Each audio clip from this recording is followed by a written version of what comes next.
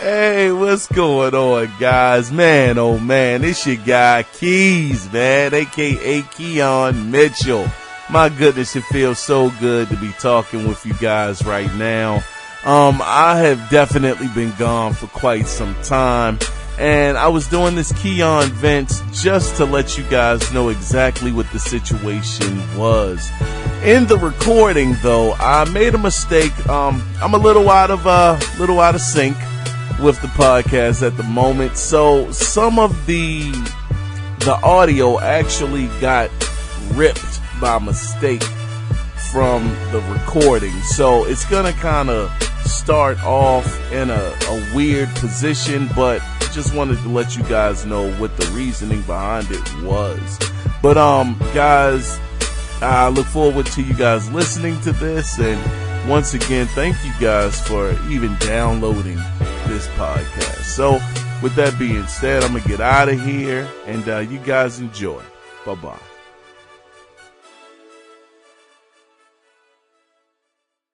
Your hand, because my situation was I had woke up at around 3 a.m. in the morning, and I couldn't move my hand. My wrist was limped over. It was in a limp position, and I couldn't move my wrist, and I couldn't move my hand. My hand was actually stuck in a balled up fist position. So I couldn't move my fingers. I had no real motor skills in my hand, and I couldn't move my arm.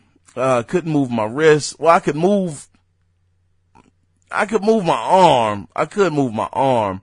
It was just my hand was completely, it was busted. So much to the point where I couldn't do any of the things that I've just grown accustomed to be able to do, after 40 years of living. It's just certain things you just take for granted because you have a left hand. But, that happened, and I definitely want to shout out, I think it was St. Joseph's Hospital that I went to in Towson, Maryland. They were absolutely fantastic. They ran every single test known to man to make sure that everything was great with me. And, just to give you just a little bit of backstory about, the situation, I already told you guys some of it, but when I went to the hospital, I was so worried and nervous because, your hand goes numb, your arm feels numb, and you're like, oh my gosh, did I have a stroke? That was the first thing I thought about, brother. Like, man, I must have had a stroke in my sleep. No. So I went to the hospital, and, thankfully the doctor, he actually told me that, me and my lady, that it wasn't a stroke. All of my vitals were fine. My health was okay. Nothing was wrong. Actually, I came down with an illness that is called, I don't know if you guys may have heard of it or not, but it's called radial nerve palsy. And, like I said, basically you lose, control of, your hand. So, during this time, I'm like, man, what am I gonna do? I don't have any strength. I couldn't even lift, a thing of juice up with my hand. First off, I couldn't even get my fingers, to lift up to be able to unstick them from being together like in a fist. The doctor said that basically it's going to take some time. It is curable. It definitely is curable. It just will take some time. And I have to definitely let you guys know this is not, please don't feel sorry for me. I don't want that. No way. Not at all. This is upbeat, baby. I want you to stay upbeat with me because thankfully there has been some positive, very, very positive changes that have happened with me. And I'm so grateful. When I first got diagnosed with it, man, I couldn't pick up a controller. I couldn't do anything with my left hand. It was out of commission for a little while, for some time, man. It was out of commission. I mean, I couldn't do anything with my left hand. If I couldn't use a piece of my thumb and my index finger to move something, it wasn't happening. That was the only two fingers that I really had any kind of control over, and it was still bare minimum with them. I could maybe move a sheet of paper, but anything heavier than, being able to hold it between my index finger and my thumb wasn't happening. So, time went on. I talked to the doctor, and like I said, I had got some tests done. And basically, I do have nerve damage as a result, but it's all good. Like I said, things are looking up. Things are getting better. I'm getting more strength in my hand and in my arm. I'm actually going to physical therapy now, and things are starting to get better. So I'm, like I said, I'm able to get back on the sticks, baby. Oh man. And let me tell you, I've been playing my heart out, brother, because man, I'm going to tell you, when this happened, when this situation took place, man, it truly made me look at gaming in a totally different way. It was something that I took for granted every day. It's just going to be there. Something I'll do. It's something when I get a chance to, bam, it's going to be there. It's the only constant thing, quite honestly, that has been in my life, basically my entire life minus 5 years. So after a while, you just are like, man, shoot, I'm going to grow old with this thing. This is my hobby. This is the thing that I love the most as far as like hobbies go. And this is just going to be here. We're going to grow old together until we just can't do it anymore.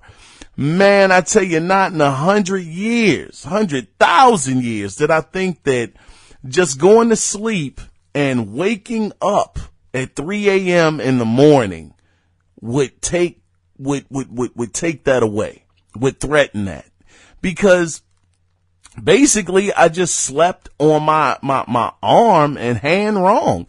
Radio nerve palsy is basically, I think I explained it, but what happens is you wake up and it feels like I said, whenever you slept on your arm or your hand, you get that tingly feeling, feels like little needles in your arm or in your hand, and then you kind of shake it off, you shake your hand, or, whatever part of it is, being, not infected, but, affected, this being affected, you might rub on it, kind of get the circulation going, and bam, everything is good and you're on your way. But with radio nerve palsy, everything just shuts down, brother. It doesn't matter how much rubbing you do, how much shaking of your hand you do. It's just the nerve is just, it's sleep, and it could take some time for it to actually, wake up. And, thankfully mine has woken up enough where I can, game again. I don't have full strength back yet. I can't, do some of the things that I was able to do, but I'm getting there. Things are coming around, and they're getting better every day in physical therapy. So once again, I don't want anybody to feel sorry for me. I'm doing just fine, man. But I just wanted to give you guys an update about what was happening with me and why I've been gone so long. And that is truly what has been going on. I have to share this with you guys though, really quickly. I don't like to make these too long, but when this situation did happen with me and my favorite hobby was being threatened, as something I might not be able to do ever again. I did have a bit of a positive thought because of what Microsoft is offering with the adaptive controller. That gave me a little bit of peace of mind, knowing that it is a controller out there that could have helped me if I needed the help.